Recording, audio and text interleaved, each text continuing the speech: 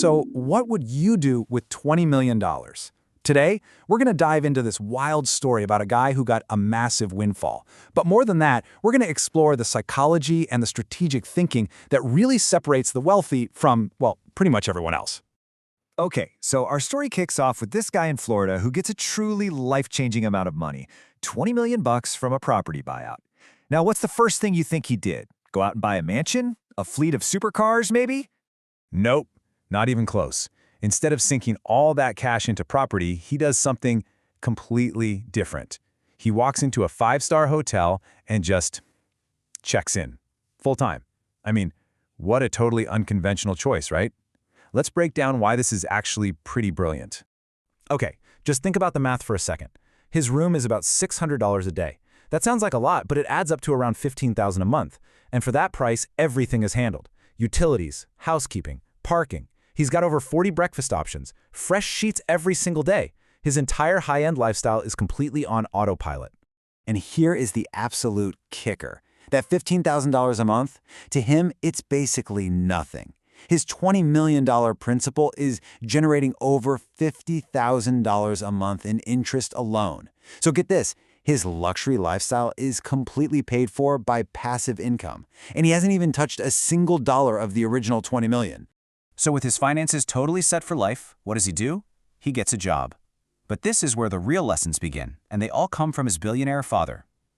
His first move was to get a minimum wage job at a real estate brokerage, not for the money, but just to learn the business from the inside out. His coworkers, they probably thought he was nuts, but he had a plan.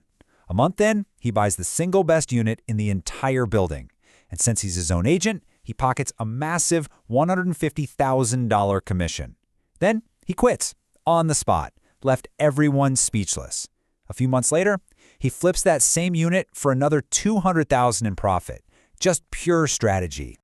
All right, next up, he gets a job at a Porsche dealership. And this wasn't really about selling cars. It was a masterclass in learning how to deal with the ultra-wealthy. And pretty soon, he was staring down the ultimate test.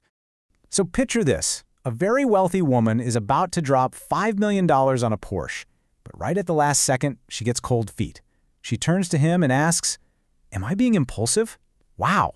I mean, that's the moment of truth, right? What do you say? If you say yes, she walks. If you say no, you just sound like a pushy salesman.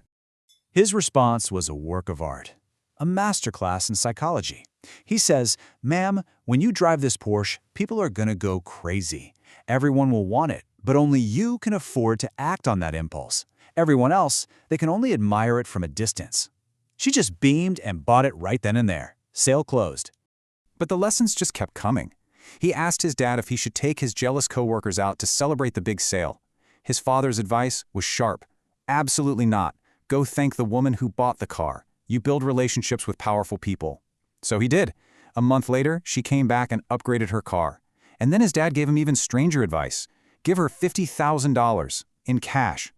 He was completely stunned, but he trusted his dad and did it. And the result?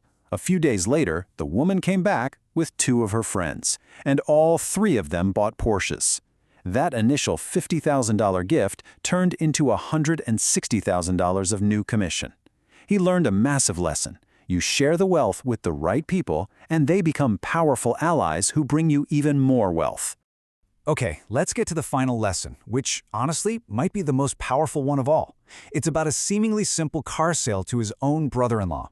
Sounds straightforward, but it's really a masterclass in managing human perception. So, his brother-in-law wants to buy his old Mercedes for $150 grand. A simple family discount, right? Easy.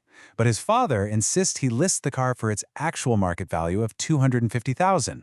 Of course, the brother-in-law gets offended, probably thinking he's being cheap. But his father had this more complex and frankly genius plan.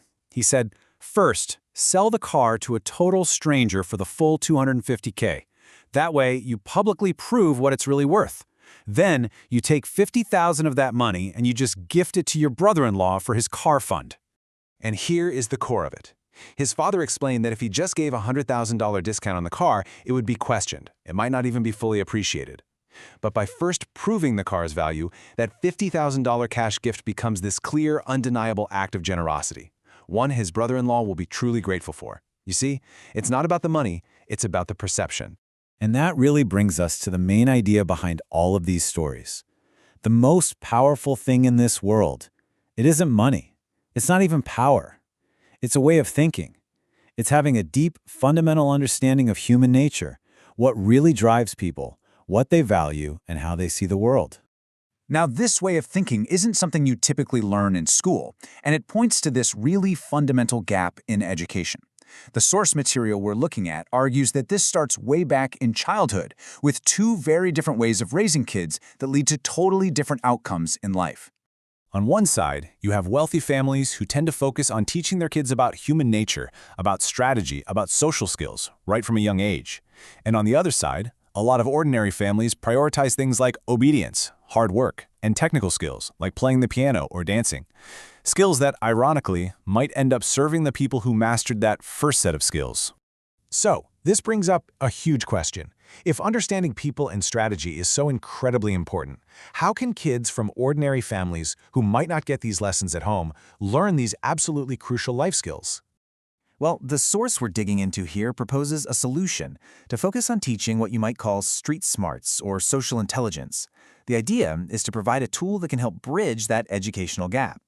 It points to materials like a book series called Raise Children Street Smart that are designed to teach these exact skills. The whole goal is to equip kids with strategy, to help them handle tough social situations like being falsely accused, and to just generally boost their emotional intelligence.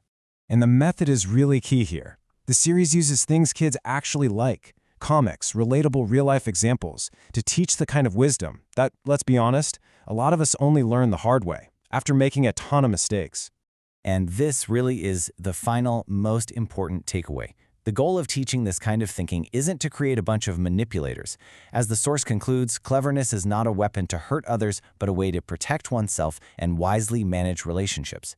It's about empowerment, not exploitation, and that is a really powerful thought to end on.